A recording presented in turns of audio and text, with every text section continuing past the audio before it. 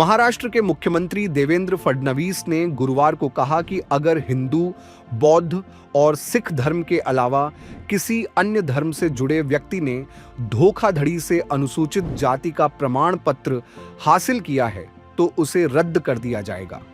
अगर किसी व्यक्ति ने सरकारी नौकरी जैसे आरक्षण का लाभ हासिल किया है तो उसके खिलाफ कार्रवाई की जाएगी। फडणवीस ने विधान परिषद में कहा कि अगर किसी व्यक्ति ने धोखाधड़ी से प्राप्त अनुसूचित जाति के प्रमाण पत्र का इस्तेमाल करके चुनाव जीता है तो उसका चुनाव रद्द कर दिया जाएगा। एक कॉलिंग अटेंशन मोशन का जवाब देते हुए उन्होंने यह भी कहा कि राज्य सरकार जबरदस्ती और धोखाधड़ी के जरिए धर्म परिवर्तन के मामलों से निपटने के लिए कड़े प्रावधान लाने का इरादा रखती है।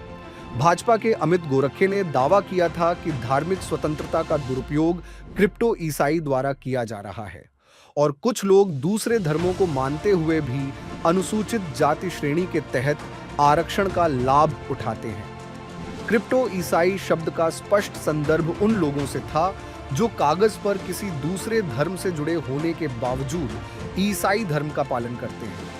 उन्होंने कहा था कि ऊपरी तौर पर वे अनुसूचित जाति समुदाय से आते हैं और सरकारी नौकरियों में आरक्षण का लाभ उठाते हैं। फडणवीस ने कहा कि 26 नवंबर 2024 को सर्वोच्च न्यायालय ने एक फैसला सुनाया जिसमें यह स्पष्ट किया गया कि अनुसूचित जाति श्रेणी के आरक्षण का लाभ केवल हिंदू, बौद्ध और सिख ही उठा सकते हैं, अन्य धर्मों के लोग नहीं।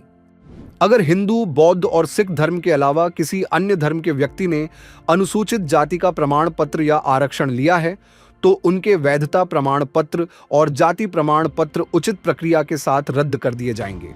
अगर किसी ने सरकारी नौकरी जैसे लाभ लिए हैं तो उनके खिलाफ कार्रवाई की जाएगी। उन्होंने कहा, जिन लोगों ने धोखाधड़ी से प्राप्त जाति प्रमाण पत्रों का उपयोग करके लाभ प्राप्त किया है उनसे आर्थिक लाभ की वसूली की सिफारिश की जाएगी। भाजपा नेत्री चित्रा वाघ ने कहा कि ऐसे मामले सामने आए हैं जहां महिलाओं को पति का धर्म छिपाकर शादी के लिए धोखा दिया गया।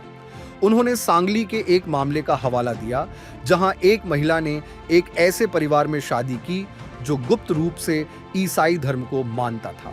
वाघ ने कहा कि महिला को प्रताड़ित किया गया और उसे अपना धर्म बदलने के लिए मजबूर किया गया, जिसके कारण 7 महीने की गर्भवती होने पर उसकी मृत्यु हो गई।